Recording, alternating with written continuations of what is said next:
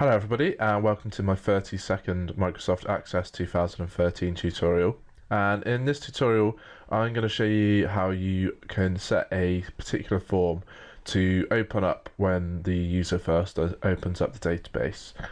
So quite often what you want to do when you've got a database is you don't actually want people to be able to see this navigation pane. You just want them to load up in your kind of navigation form like this one. So all I want this database to do is just load in this navigation form. And it's very easy to do, but quite hard to find where you actually need to do it. So a lot of people come asking me for this one. So if you go to File and then Options, and then on the left hand side here select your current database options, and you see here in this display form field at the moment is set to none. What we want to do is just from this drop down select the form that we want it to load when the database loads.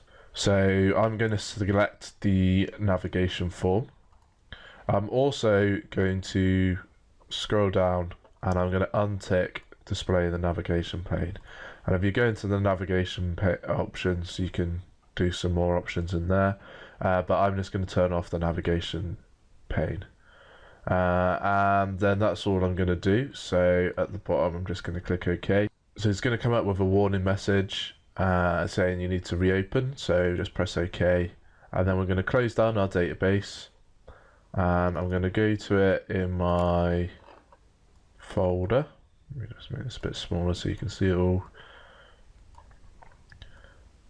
Tutorial 32, open up my database.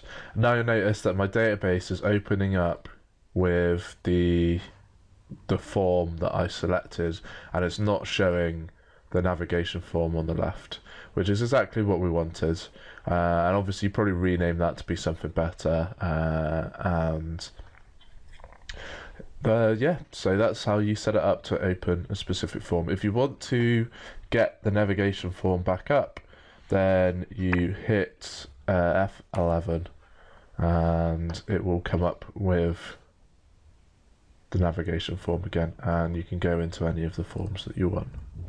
But the idea is your users would never need to do that at all, so it wouldn't be something you do unless you were going back in to make any changes. And that's it for this tutorial. We've kind of covered the basics of forms now. In the coming tutorials I'll start to go into more complex things you can do with forms using the design view. So thanks for listening, and I hope to catch you soon.